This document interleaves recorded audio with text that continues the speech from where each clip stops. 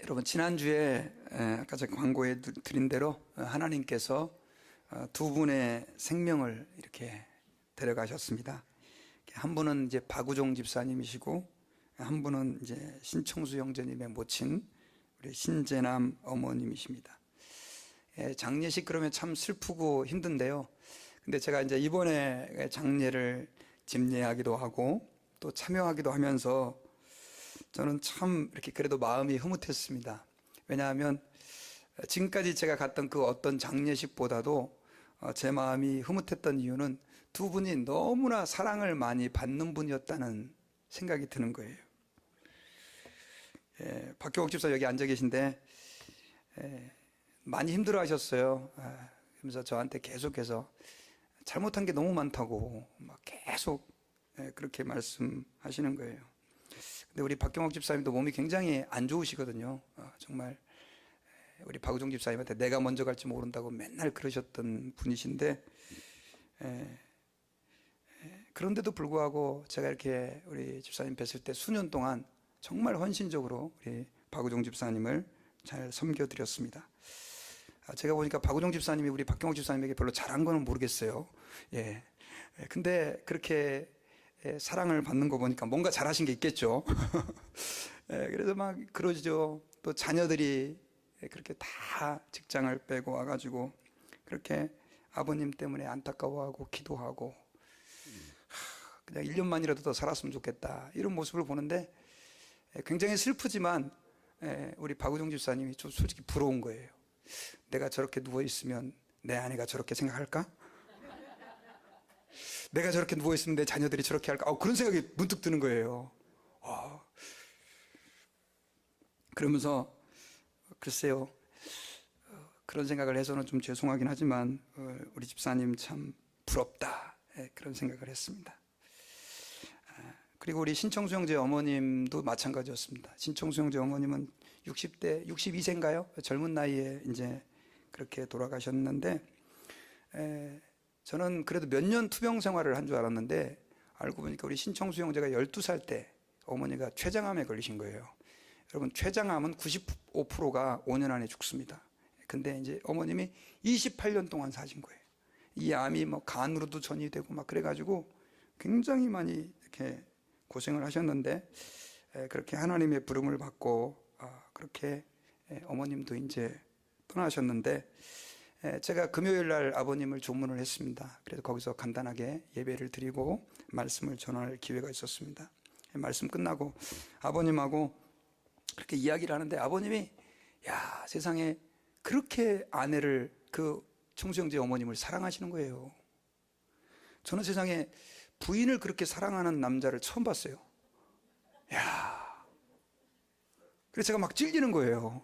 그분 앞에서. 난 목사인데. 그러면서 그분이 이러는 거예요. 목사님, 우리는 40년을 살았는데 한 번을 부부싸움을 안 했습니다. 그러는 거예요. 그랬더니 제 아내가 막 저를 보다 보면서 보라고 막 이렇게 얘기를 하는 거예요. 그런데 그 아버님이 뒤이어 이렇게 얘기를 하는 거예요. 제 아내가 한 번도 화를 낸 적이 없습니다. 그래서 제가 그랬지, 그거 보라고 이렇게 얘기를 했죠. 어디 한 사람 탓이겠습니까? 그런데 그 어머님도 젊은 나이에 가셨지만 참 그렇게 사랑을 받으시니까 기분이 좋아요. 야, 사랑받는다는 게 이런 거구나. 이런 슬픔 안에도 하나님의 참 위로가 있구나. 그런 생각들을 했습니다. 그래서 그렇게 이번 장례식은 슬프지만은 않았습니다. 오히려 제 마음이 따뜻해지는 그런 은혜가 있었습니다. 여러분 사람들은 모두가 다 행복해지고 싶어 합니다. 행복해지는 것이 우리 인간의 소망입니다. 돈도 벌고 결혼도 하고 자녀들도 낳고 하는데 그 모든 이유는 삶의 이유는 뭐냐? 결국 행복해지고 싶어서 그렇게 하는 것입니다. 그런데 우리가 이것이 행복을 가져다 줄 것이라고 생각해서 얻은 것들, 돈이나 혹은 배우자, 결혼이나 자녀들이 어떤 때는 우리에게 굉장한 고통을 안겨다 줄 때도 많이 있습니다. 여러분, 사실 사람들이 왜 고통을 겪고 아픔을 겪습니까? 제가 볼 땐 돈 때문에 아닙니까? 돈이 없는 사람도 고통스럽지만 가진 분들도 고통스럽더라고요. 그걸 지켜야 되니까. 그리고 내가 너무 사랑해서 내 인생에 있어서의 가장 중요한 결정이야 하고 그 배우자하고 결혼했는데, 여러분 죄송합니다, 인생 살면서 제일 여러분들을 힘들게 했던 사람이 누굽니까? 배우자 아닙니까? 여기 가정에 아픔을 겪으신 분들도 많이 있는데, 또 자녀들, 아기를 낳을 때 그 어머니의 기쁨, 온 사람들이 다 축복해 주잖아요. 근데 저는 애가 사춘기가 될 때요, 내가 왜 이것들을 낳았을까 이런 생각까지 했습니다. 마음의 고통을 많이 겪었어요. 애들이 자란 어른들은 어른들 나름대로 또 그 자녀들 때문에 고통을 겪습니다. 우리가 이것을 가지면 행복해질 것이라고 기대했던 것들이 우리에게 아픔을 주는 그런 현실이 우리에게 너무 많이 있다라고 하는 것이지요.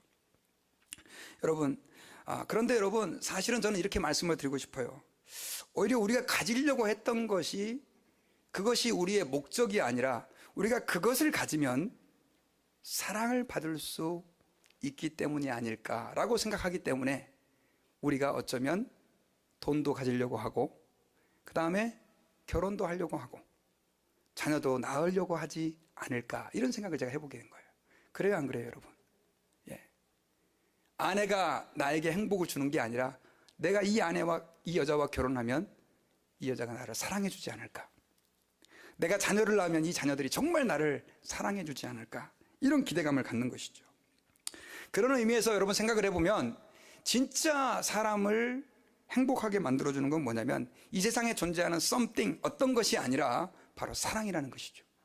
사랑을 받는 사람들은 그래서요, 돈이 없어도 행복합니다. 사랑을 받고 있는 사람들은요, 남편이 없고 아내가 없어도 행복해요. 사랑을 정말 받고 있는 사람들은요, 자녀들이 없어도 행복해요. 할렐루야. 근데 여러분, 이 세상에서 그런 사랑이 과연 존재하느냐는 거예요. 우리가 여기에 사랑이 있다라고 생각하고 달려가면 나중에는 거기에 잠깐은 있는 것 같지만 또 없어지는, 마치 파랑새 이야기에 나오는 것처럼 너무나 제한적이라는 것입니다. 심지어 우리를 사랑해주는 부모님의 사랑도 영원하지가 않아요. 제한적이에요. 아무도 여러분 우리 인간의 근본적인 그 사랑의 빈 그릇을 채울 수 없다는 사실을 우리가 기억해야 됩니다. 그래서 사람들은 항상 늘 공허하고 늘 갈급한 것이죠. 여러분, 그런데 성경에서는 우리에게 그 우리의 사랑의 빈 그릇을 채워주시는 분이 있다고 얘기를 하고 있습니다. 그 사랑의 빈 그릇이 바로 뭐냐? 바로 하나님의 사랑이라는 거예요. 하나님의 사랑.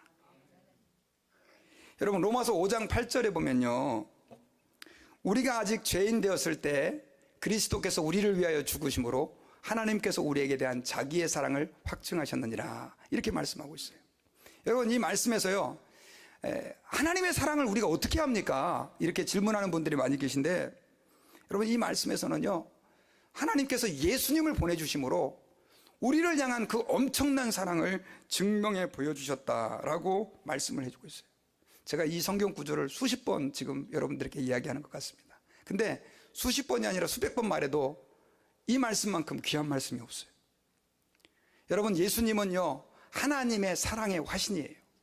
하나님의 사랑을 보여주는 하나님의 증거다라고 하는 것입니다. 특별히 여러분, 성경을 창세기부터 읽어보면요, 성경에서 계속해서 우리에게 이야기하고 있는 게 뭐냐? 하나님이 우리를 사랑한다는 거예요. 하나님이 우리를 사랑하는데 사랑받을 만한 자격을 갖춘 우리를 사랑하는 게 아니라 사랑받을 만한 자격을 갖추지 못한 우리를 하나님이 계속해서 사랑하고 있다는 것을 성경에서는 이야기하고 있는 것입니다. 그래서 여러분, 그 러브레터 있죠? 사랑편지. 요즘에는 이메일이 발달해서 별로 그런 거 쓸 일이 없지만 저도 옛날에 중고등학교 다닐 때 막 편지 막 이상하게 막 접어가지고 막 아침 이슬이 내리는 막 이런 말들을 막 붙여가지고 그런 편지를 쓴 기억이 납니다. 근데 그 러브레터의 원조가 뭔지 아십니까? 바로 성경입니다. 성경.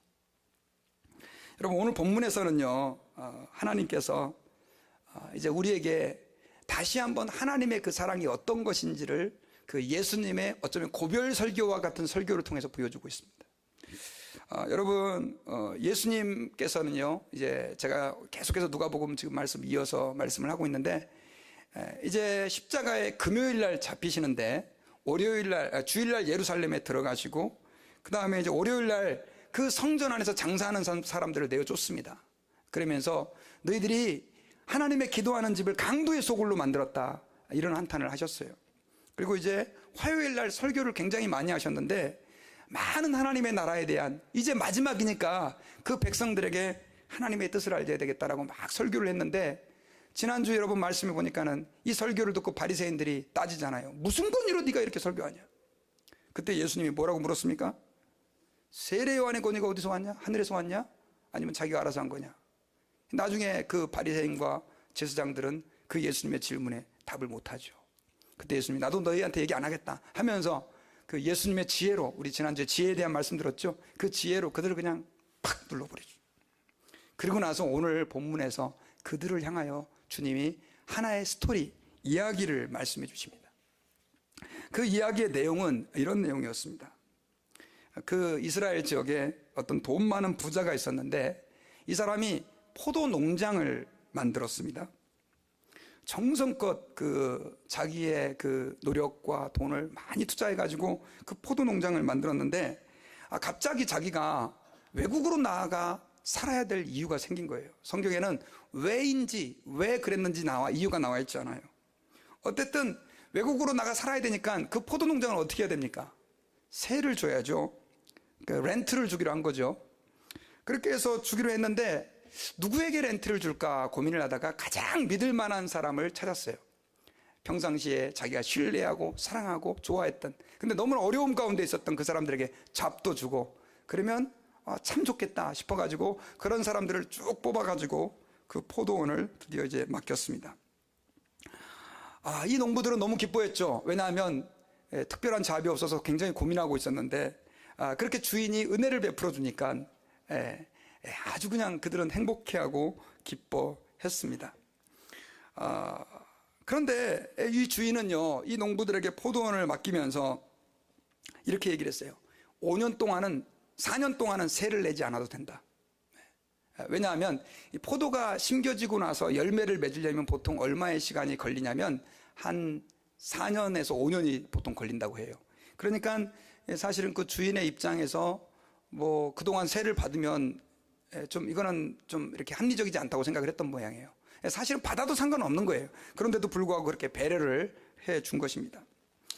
그리고 이제 그 사람은 그들과 계약을 이렇게 체결하고, 이제 4년이 지나서 5년째부터 이제 포도 그 소출의 아주 작은 액수, 그것도 많은 것도 아니에요. 작은 액수를 자기에게 줌으로써 계속해서 주인과 그 농부와의 계약 관계가 이루어지도록 그렇게 이제 리스 어그리먼트죠. 그렇게 계약을 했습니다. 그리고 이제 타국에 떠났는데, 농부들은 그때만 해도 이 주인이 진짜 마음이 넓은 사람이라고 생각하고 너무 좋았어요.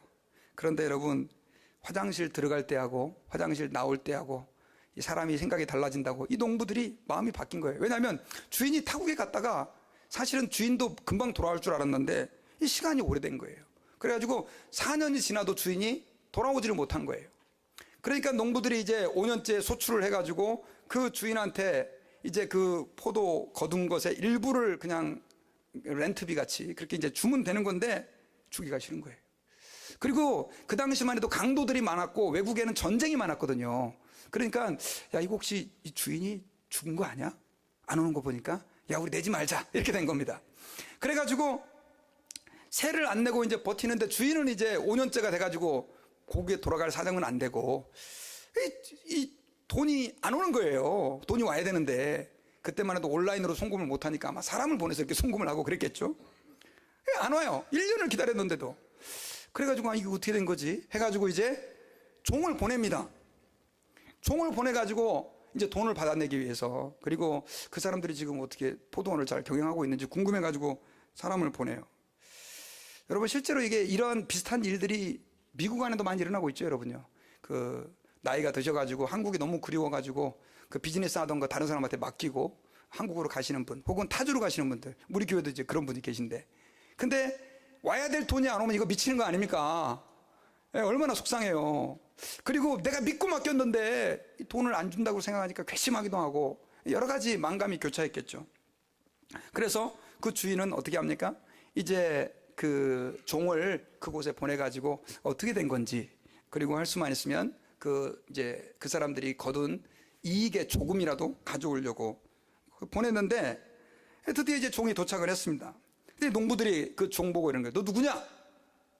아, 나는 이 포도원의 주인이 보낸 사람이다. 당신들이 주인하고 계약을 맺어서 5년째부터 주기로 했는데 이 우리한테 그 주인한테 돈을 안 줘가지고 그렇게 해서 돈을 받으러 왔다. 그러니까 농부들이 큰일 났거든요. 그래가지고 이 주기는 아깝고 해가지고 야, 잠깐 기다리라고 그래서 들어가서 이제 회의를 하는 거예요. 야, 이거 어떻게 하면 좋겠냐? 야, 주인이 죽은 줄 알았는데 이게 지금 돈 받으러 나타났는데 야, 이거 어떡하지? 그랬더니 야, 이거 줄래니까 이미 너무 아깝고 이거 우리 다 이미 이익 다 분배했잖아. 안 그러면 이거 우리 거 토해내야 되는데 이거 못하겠다. 그래가지고 그러고 있는데 한 농부가요, 머리가 좋은 농부가 있었어요. 야, 그냥 주인이 분명히 오지 못할 사정이니까 종을 보냈겠지. 고운 종을 있잖아, 사기꾼이라고 우리 가지고 그 종을 갖다가 그냥 쫓아내버리자. 그렇게 얘기를 한 거예요. 그래가지고 이제 야, 그거 좋겠다. 뭐 주인이 못 올 사정이니까 종 보냈겠지 하면서 그 농부들이 이제 몰려가가지고 야, 네가 근데 그 포도원 주인이 보낸 종이라는 거 어떻게 믿어? 그러니까 종이 당황스럽잖아요. 그럴 줄 알고 내가 계약서를 갖고 왔지 하고 주인의 사인 받은 거를, 성경에는 안 나와 있어요, 여러분요. 예, 보여준 거예요. 그러니까 야, 이거 공문서 위조야 임마 해가지고 그 종을 갖다가 달려들어갖고 여러 명의 종들이 어떻게 합니까? 막 두드려 패가지고 피투성이로 만들어갖고 빨리 꺼져. 너 안 그러면 감옥에다 집어넣어버릴까 막 이렇게 하니까 종은 어떻게 해요? 걸음아 나 살려라. 도망갈 수밖에 없죠. 그래서 이제 고향으로 피투성이가 돼가지고 종이 돌아왔으니 주인의 마음이 어떻겠어요? 기가 막힌 거, 기가 막혀. 야, 저놈들한테 내가 이렇게 배려를 해줬는데 어떻게 이럴 수가 있나 싶은 생각이 드는 거예요.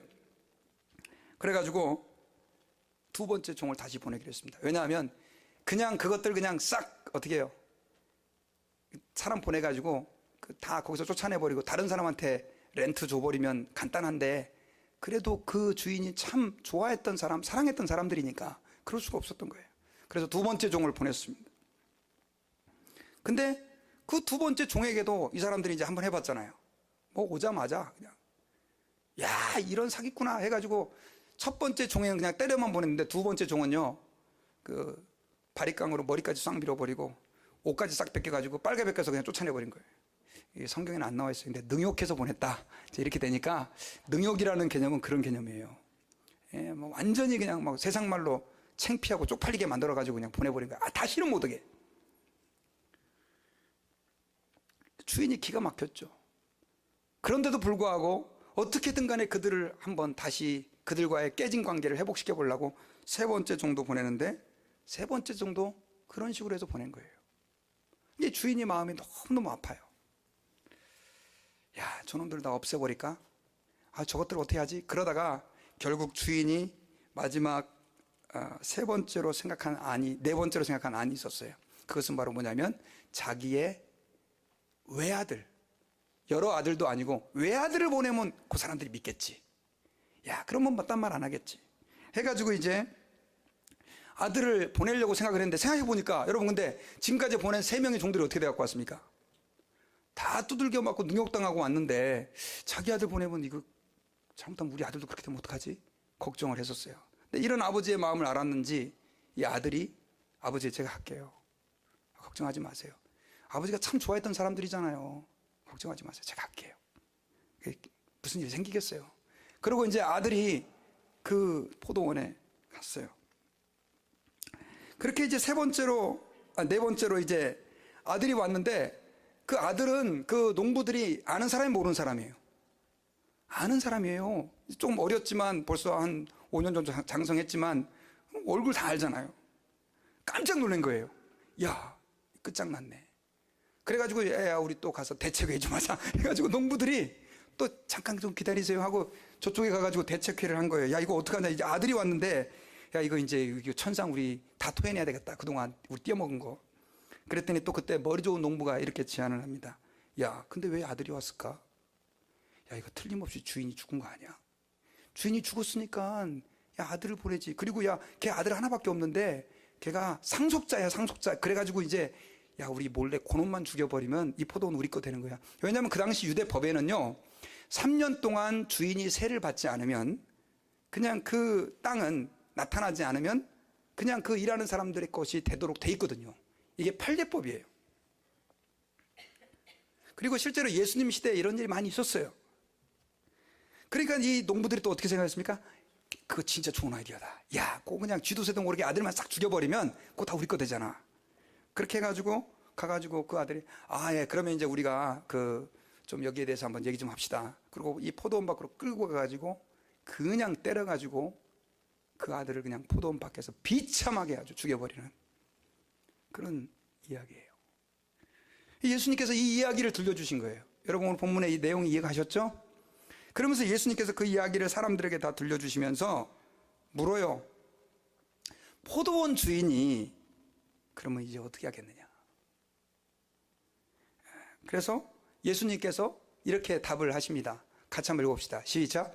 와서 그 농부들을 진멸하고 포도원을 다른 사람에게 주리라 하시니 사람들이 듣고 이르되 그렇게 되지 말지어다 하거늘. 그 포도원 주인이 와가지고 그 농부들 전부 다 어떻게 하겠어요? 죽일 수 있다면 죽이죠. 감옥에 보낼 수 있다면 싹 보내고. 그리고 포도원은 어떻게 하겠다? 다른 사람에게 줄 것이다. 그러니까 사람들이 너무 안타까운 일이니까 그런 일이 좀 안 일어났으면 좋겠습니다 라고 얘기를 하니까 예수님께서 건축자의 버린 돌이 모퉁이 되었다. 그리고 그 돌 위에 떨어지는 사람들은 가루가 될 것이고 또 그 돌이 결국 그들을 심판하게 될 것이라는 주님의 심판을 말씀해 주고 있습니다. 여러분 제가 오늘 본문의 내용을 조금 각색해서 여러분들에게 말씀을 드렸는데 여러분 오늘 본문이 우리에게 특별히 예수님께서 이 본문의 내용, 이 이야기를 바리새인들과 제사장들에게 한 이유가 뭘까요? 그것은 바로 이 본문의 이야기를 통해서 하나님의 마음이 너희들을 향한 하나님의 마음이 어떤 것인가라고 하는 것을 주님이 말씀해 주고 있는 거예요. 여러분 오늘 본문에 나오는 주인은 누구를 상징하느냐? 하나님 아버지를 상징해요. 그리고 그 죽은 아들은 누구를 상징할까요? 예수 그리스도를 상징하는 거예요. 여러분 하나님 아버지께서는요 사실은 그 이스라엘 백성들을 애굽에서 구원해가지고 정말 놀라운 능력으로 구원했죠. 그리고 그들에게 엄청난 은혜를 베풀어 주셨어요. 엄청난 은혜. 근데 이스라엘 백성들은 어떻게 합니까? 끊임없이 하나님을 거역하잖아요. 우상 숭배하고 불평하고 원망하고. 여러분 오늘 이 포도원 주인이 돈을 받으러 보내는데 사실은 여러분 그 주인이 돈 때문에 그렇게 3번이나 자기 아들까지 보낸 거는 아니에요. 왜냐하면 정말 돈 때문이었다면 첫 번째 그 종을 보냈을 때 그런 일이 생겼을 때 그놈들 싹 감옥 보내버리고 딴 사람한테 주면 돼요.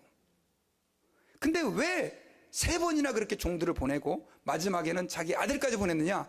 그 이유는 그들을 사랑하기 때문이에요.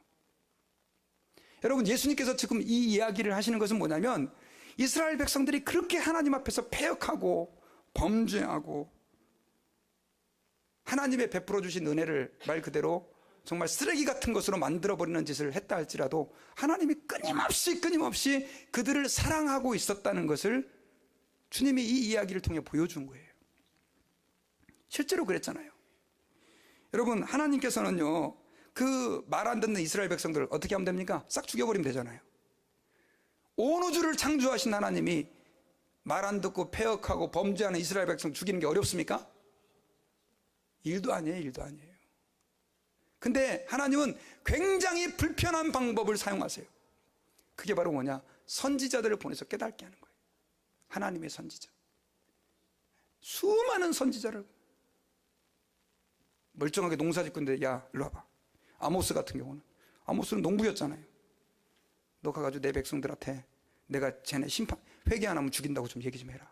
아니 나 지금 농사 짓는 사람인데 야 지금 무슨 조용히 해. 그냥 가서 시키는 대로 해. 그냥 아모스 같은 경우는 사람들한테 공의를 불같이 정의를 하수같이 흐르게 하라. 하나님께로 돌아와라. 사람들이 좋아했습니까? 안 좋아했죠. 여러분 하나님의 많은 선지자들이 그래서 세워지고 하나님 앞에 부름을 받은 거예요. 그런데 여러분 실제로 그 이스라엘 백성들은 그런 하나님의 부르심과 초청에 어떤 식으로 응답을 했습니까? 마치 종들을 때리고 그 종들을 능욕해가지고 다시 도대로 보낸 것처럼 그렇게 수많은 선지자들을 이스라엘 백성들은 외면했어요. 그리고 그들을 모욕했고 심지어 죽이기까지 했습니다. 여러분, 전승에 의하면 예레미야 같은 경우는요, 애굽에서 유배 생활을 하다가 돌에 맞아 죽었고요. 그 다음에 이사야는 톱 있지 않습니까? 사람을 갖다 놓고 톱으로 사람을 썰어가지고 그 이사야는 그렇게 죽었다고 해요. 얼마나 여러분 마음 아픈 일입니까? 근데 하나님이 그걸 다 보셨다는 거예요. 그래가지고 나중에는 선지자를 보내도 안 되니까 하나님이 나중에 누구를 보내십니까? 하나님의 독생자이신 예수 그리스도를 보낸 거예요. 야, 그래, 독생자를 보내면 저놈들이 좀 깨닫겠지. 내 외아들을 저들에게 보내면 저들이 이제 돌아오겠지 했는데, 이스라엘 백성들은 그 예수님을 향해서 하나님을 모독했다고 그래가지고 그 예수님을 십자가에 못 박아 죽여버려요. 여러분, 히브리서 1장 1절과 2절에서는요 이 말씀을 이렇게 하고 있어요. 우리 같이 한번 읽어봅시다. 시작. 옛적에 선지자들을 통하여 여러 부분과 여러 모양으로 우리 조상들에게 말씀하신 하나님이 이 모든 날 마지막에는 아들을 통하여 우리에게 말씀하셨으니 이 아들을 만유의 상속자로 세우시고 또 그로 말미암아 모든 세계를 지으셨느니라. 선지자를 보내다가 결국 하나님이 우리에게 누구를 보내주셨다고요? 예수 그리스도를 보내요. 여러분, 여기서 저희들이 주목해야 될 것이 있어요. 그것은 바로 뭐냐면, 주님은 그 사랑하는 백성들을 위해서 끊임없이 인내하시고 그들을 향한 사랑을 변하지 않으셨다는 거예요. 그래서 여러분, 우리가 오늘 이 이야기 속에서 발견해야 되는 게 뭐냐면, 아유, 저놈들 말 안 듣다가 아유, 큰 코 닥치겠네, 그게 아니에요. 그 주인의 마음이에요. 주인의 마음. 그 농부들, 어떻게 말하면 챙기지 않아도 되는 농부들인데 그들을 위하여 자기 아들까지 보내는 그 농부의, 그러니까 주인의 마음, 그것이 바로 뭐냐? 하나님의 마음이다라고 하는 것을 저희들이 기억해야 됩니다. 여러분, 그렇습니다. 하나님께서는요 정말 성경에서 수없이 이스라엘 백성들에게 은혜와 자비를 베풀어 주셨고, 또 오늘 그를 믿는 그의 자녀들에게 지금도 변함없는 놀라운 사랑을 베풀어 주고 있다고 하는 사실을 기억해야 됩니다. 아까 우리가 앞서서 읽었던 로마서 5장 8절에는요 하나님의 사랑은 하나님을 잘 섬기고 하나님을 너무 사랑하고 하나님을 위해서 뭔가 막 헌신을 많이 하고 헌금도 많이 하고 기도도 많이 한 그런 사람에게 임한 게 아니라 죄인 되었던 사람에게 임한 것이 뭐냐? 하나님의 사랑이다. 실제로 여러분, 이스라엘 백성들 진짜 못된 짓 많이 했어요. 하나님이 여러분 그 출애굽기서 읽어보면은 그 애굽의 종되었던 그 땅에서 이스라엘 백성들을 하나님이 10가지의 기적을 통해서 홍해를 건너게 하시잖아요. 이게 여러분 보통 은혜입니까? 하나님의 능력으로 저 광활한 바다가 반으로 갈라져가지고 그 사이를 마른 땅으로 그들이 지나갔는데, 그리고 자기를 쫓아오는 그 수많은 애국 군대들이 그 바다에 매장되는 걸 경험을 했던 사람들인데, 나중에 3일 만에 마실 물이 없다고 뭐라고 어떻게 합니까? 돌아가자고 그래요, 애국으로. 근데 여러분, 그 이스라엘 민족이 누구냐? 저와 여러분들이라는 거예요. 그렇게 하나님께서 우리에게 많은 은혜를 베풀어 주셨는데도 우리는 이스라엘 민족을 향하여 아우, 저런 나쁜 놈들 어떻게 저럴 수 있어? 하지만 그들의 모습이 바로 우리의 모습이라는 거예요. 우리도 그럴 때가 너무 많잖아요.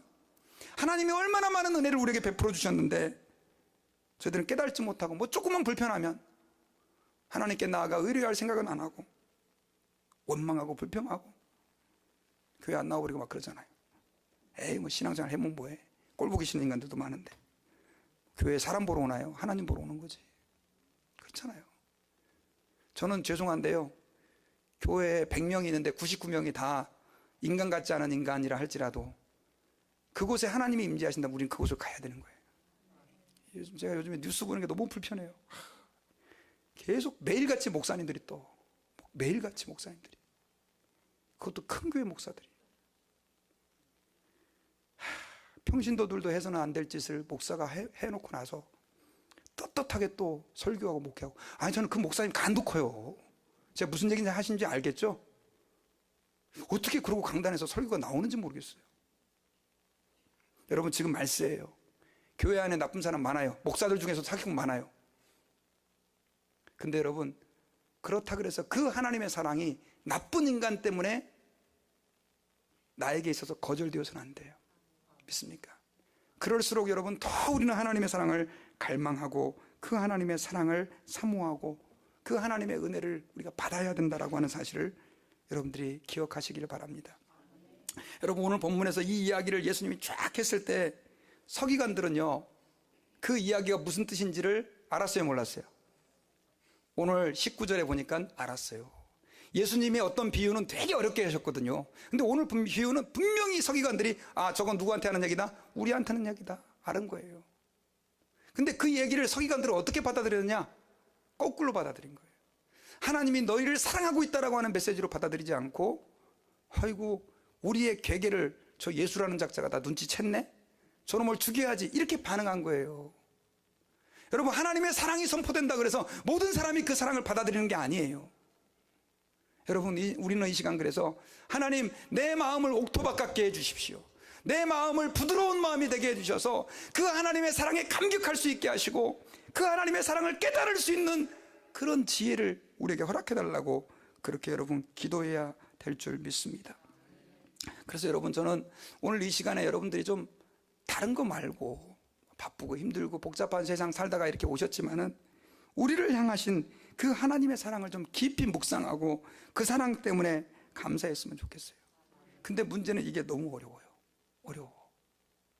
교회 다니다 보면요, 목사는 뭐 하나님의 사랑이라고 목에 핏대를 세우는데 그래서 어쩌라고. 누구 얘기냐? 제가 그랬거든요. 제가 뭐 목사님은 뭐 사랑 때문에 뭐 순교도 한다 뭐 얘기하는데 와닿지를 않아요. 저는 도대체 경험해 봤어야죠. 근데 제가 부모가 되고 나니까, 여러분 혹시 자녀가 없는 분들도 이 가운데 있지만 제가 부모가 되고 나니까 하나님의 사랑을 많이 알겠어요. 왜냐하면 좀 이렇게 비교가 되거든요. 여러분, 저한테는 자식이 3명인데요 아들, 딸 200점짜리 아버지입니다. 200점짜리. 성별은 100% 남자에 의해 결정되는 거 아시죠? 예, 여자의 문제가 아닙니다. 남자의 문제입니다. 하나님이 참 저기에 은혜를 많이 베풀어 주셨어요. 근데 아까 제가 잠깐 얘기했지만 아이들이 저에게 참 기쁨을 많이 주기도 했었어요. 어렸을 때는 막 제가 집에 들어가면, 저희 집이 반지하였거든요. 그러면은 애들이 그냥 하여튼 집에 들어가는 그 입구 쪽에서 막 뛰어내려갖고 저한테 안기고 그랬는데, 사춘기 때는 꽂아놓은 보리자루에 제가 꽂아놓은 보리자루, 속상할 때도 많이 썼는데 잘 참으면서 이렇게 애들을 키우는데, 그런 어떤 이런저런 과정을 겪으면서 참 하나님의 마음이 많이 힘드셨겠구나. 내가 하나님 마음, 하나님을 사랑해 주지 못할 때, 죄 범할 때 막 이렇게 느끼고요. 또 최근에는 여러분, 제가 이런 일이 있었어요. 제 아들이 목회자로 헌신한 거 아시죠? 예, 우리 아들이 목회자로 헌신했습니다. 그래서 대학교를 이제 지난 12월 달에 남들보다 6개월 일찍 졸업을 하고 지금 한국에 가 있었는데, 그 아들과 많이 싸웠어요. 제가 많이 싸웠어요. 특별히 여러분, 재작년에 좀 많이 싸웠는데, 이 아들이 그때 한국에 교환학생으로 보냈는데 그 한국에서 여자친구를 사귀었어요. 그래서 저는 여자친구가 너무 예뻐가지고 야, 축하한다. 왜냐하면 걔는 지금까지 한 번도 여자친구를 사귄 적이 없었거든요. 대학교 졸업할 때까지. 그러니 여러분, 축하해줄만 하잖아요. 얼굴도 얼마나 예쁘게 생겼는지. 그리고 또 뭐 아나운서를 지원하려고 그런다고 그러고 학교도 좋은 데 나오고. 근데 예수를 안 믿는 거예요. 그래서 얘가 예수를 안 믿는다는 거예요. 너 지금 미친 거 아니야, 너 지금? 이렇게 물었어요. 그래서 아니, 안 미쳤다는 거예요. 걔 성품이 너무 좋고 예수 믿으면 훌륭한 사모도 될 수 있는 자격도 가지고 있다는 거예요. 그래서 제가 그렇구나. 그럼 내가 너를 위해 기도해 줄게. 아주 믿음이 좋은 아버지 같았으면 그랬을 텐데 저는요, 이게 안 돼요. 그래가지고 그때부터 저의 아들과의 전투가 시작이 됐습니다. 전투가. 틈만 나면 너 다시 한번 생각해봐라. 제가 뭐라고 하냐면, 너 목사 안 해도 괜찮아. 지금 대한민국에 미국의 목사님들 엄청 많아. 그냥 너 하고 싶은 대로 뭐 걔랑 사귀든지 결혼하든지 알아서 해. 근데 하여튼 그랬더니 또 자기는 절대로 하나님 앞에 받쳐진 몸이기 때문에 목회자로 드려야 된다는 거예요. 그러니 여러분, 아버지의 마음이 어떻겠습니까? 세상 말로 죽일 수도 없고 살릴 수도 없고. 제가 어떤 목사님을 찾아가 상담까지 했어요. 목사님, 이거 어떻게 해야 됩니까? 제가 지금 우리 아들을 욕하는 게 아니에요, 여러분. 그러니까 중학교 때, 고등학교 때 좀 사귀어볼 필요도 있어. 그때 안 사귀어보니까 너무 늦게 사귀니까 또 그런. 저는 왜냐면 우리 아들이 전혀 이렇게 연애를 안 했다고 자랑하고 다녔는데 이렇게 된 거예요. 그리고 또 나이가 2살이 많아요, 그 여자가, 자매가. 상담까지 했더니 그 목사님은 또 마음이 넓으신 분이라, 아유, 그렇게 해서 예수 믿고 훌륭한 사모 되는 사람도 많으니까 너무 걱정하지 마세요, 목사님. 그러는데 이거 완전 남의 얘기잖아요. 그런데 지난주에 우리 아들한테 전화가 왔어요. 아빠, 여자친구하고 헤어졌어요. 그러는 거예요. 여러분, 할렐루야 안 하세요? 야, 개인적인 얘기를 해서 여러분들에게 죄송해요. 근데요, 마음이 기쁘지가 않아요. 제가 헤어졌다는데 너무 힘들어요. 제가 우리 아들 때문에. 사명 때문에 그 아이하고 어쩌면 참 좋아했던 아이인데, 글쎄요, 또 다른 이유로 싸워서 헤어졌는지 모르겠는데 그렇게 해야 된다고 생각하니까, 제가 걸어왔던 길을 또 생각해 보니까, 이런 연애까지도 하나님께 드려진 종은 좀 생각해서 해야 된다라고 하는 그 마음이 읽혀지고, 그것 때문에 힘들어할 아들을 생각하니까 너무너무 마음이 아파요. 그래서 기뻐해야 되는데 안 기뻐요, 여러분. 안 기뻐. 그러면서 제가 그때 무슨 생각을 했는 줄 아세요? 하나님을 생각한 거예요. 하나님도 그렇겠구나. 하나님께서, 야, 너 나를 위해 살아. 또 그렇게 살면 안 되지 했는데, 하나님, 내가 열심히 주를 위해 살겠습니다 했을 때 하나님이 막 기뻐할 것 같지 않고, 아이고, 저놈이 저 좋아하는 거 포기하고 나를 위해서 저렇게 그렇게 산다고 막 발버둥 치면서 십자가의 길을 걷는다고 하니 하나님이 무조건 좋아할 것 같지가 않은 거예요. 하나님 마음이 아플 것 같은 거예요, 여러분. 제가 지금 무슨 말을 하고 싶은지 아시겠어요, 여러분요? 여러분, 우리는 하나님을 아버지라고 불러요. 하나님은 자신을 아저씨로도 불릴 수 있었어요. 우리 이렇게 하면 좋잖아요. 하나님 삼촌 이렇게 기도하면 얼마나 좋아요. 근데 하나님은 자신을 뭐라고 부르기로 결정하셨어요? 아버지로 불리움 받기를 결정하셨어요. 왜냐? 그 하나님의 마음은 아버지의 마음 같기 때문이에요. 근데 그 아버지의 마음보다 1000배, 10,000배 우리를 더 사랑하시는 그 마음이 누구냐? 하나님의 마음이에요. 하나님의 마음. 제가 몇 번 얘기했지만, 하나님은 아브라함한테 독자 이삭을 바치라고 했잖아요. 그런데 아브라함은 순종했잖아요.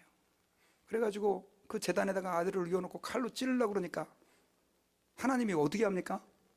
아브라함아, 아브라함아, 이렇게 얘기하잖아요. 행여나 실수해갖고 찔릴까봐. 물론 하나님 살려낼 수도 있지만, 아브라함아, 아브라함아, 스탑! 그러면서 하나님이 양을 준비하고, 네가 나 사랑하는 거 알겠다. 너 안 해도 돼, 안 해도 돼. 야, 그러지 마, 그러지 마. 네 마음 얼마나 아프겠어. 그런데 여러분, 그 하나님께서는 우리를 사랑하셔서 독생자 예수님을 십자가에서 죽게 하셨다니까요. 여러분, 예수님께서 십자가에서 달리시기, 죽으시기 3시간 전에 낮 12시부터 오후 3시까지 무슨 일이 일어났습니까? 해가 어두워졌어요. 멀쩡한 해가 왜 어두워져요? 어떤 분은 이렇게 얘기하고 있어요. 하나님 아버지께서는 그 아들이 십자가에서 고통받으며 죽어가는 그 모습을 보고 싶지 않아가지고, 야, 라이트 다 꺼! 하신 거예요. 라이트 꺼! 나 못 보겠어. 근데 여러분, 그 하나님의 아들 예수께서 왜 죽으셔야 했냐고요? 저와 여러분들의 죄가 아니었으면 하나님의 아들 예수님이 죽을 이유가 없어요. 우리를 사랑하시고 우리를 건져주시기 위해서 하나님 그렇게 하신 거예요. 그러므로 여러분, 이제 우리는 그 사랑을 받은 사람이라는 걸 알아야 돼요. 자식들이 좀 속썩인다고 아이고 이 세상 못 살겠어 그러지 마세요. 어차피 자식들은 속썩이는 존재예요. 남편과 아내가 내 마음대로 내가 원하는 사랑을 베풀어 주지 않는다고 너무 원망하지 마세요. 그거보다 만배 큰 하나님의 사랑을 믿는 사람들은 이미 받고 있어요. 그러니 이제 받으려고 하지 마시고 어떻게 살아야 돼요? 사랑을 주면서 살아야 돼요. 아멘. 사랑을 나눠주면서 살아야 돼요. 예수 믿는 사람들은 저를 사랑해 주세요 그러면 안 돼. 내게 있는 사랑 내가 너한테 다 나눠줄게. 이런 믿음의 삶을 우리 예수 믿는 사람들은 살아야 되는 거예요. 그리고 그 사랑을 주님 다시 오실 때까지 나누면서 전하면서 살아야 되는 거예요. 여러분, 예수님이 너에게 있는 돈을 다 이웃에게 나눠줘라 그래야 내가 세례를 준다 그런 적 있습니까? 여러분, 돈 안 줘도 괜찮아요. 괜히 돈 많이 주면 버릇 나빠져. 사랑을 베풀어 주세요. 근데 때로는 사랑을 베풀어 줄 때 돈도 필요하긴 하지만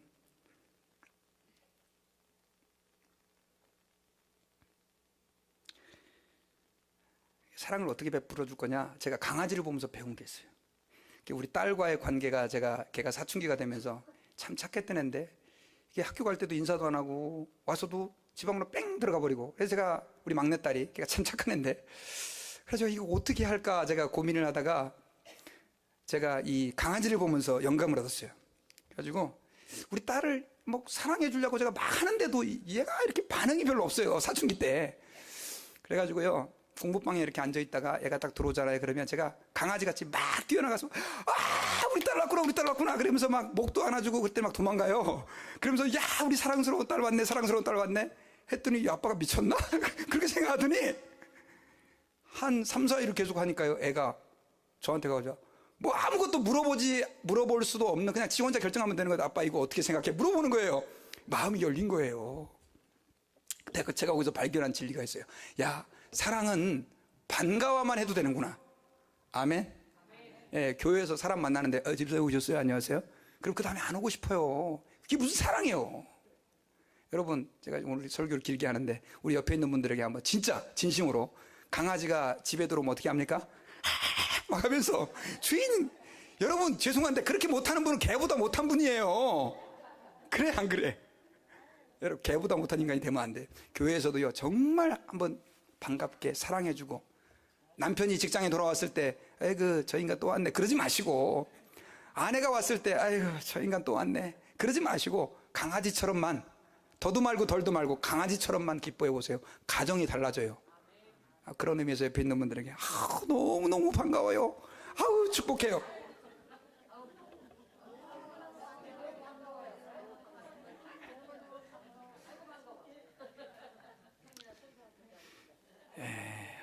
뭔가 이게 틀려요. 우리 교회가 아주 달라스에서 소문나게 생겼어요. 근데 어떤 교회를 가면 왔는지 안 왔는지 보는 척도 안 해. 이거 하나님의 사랑이 없는 것이에요.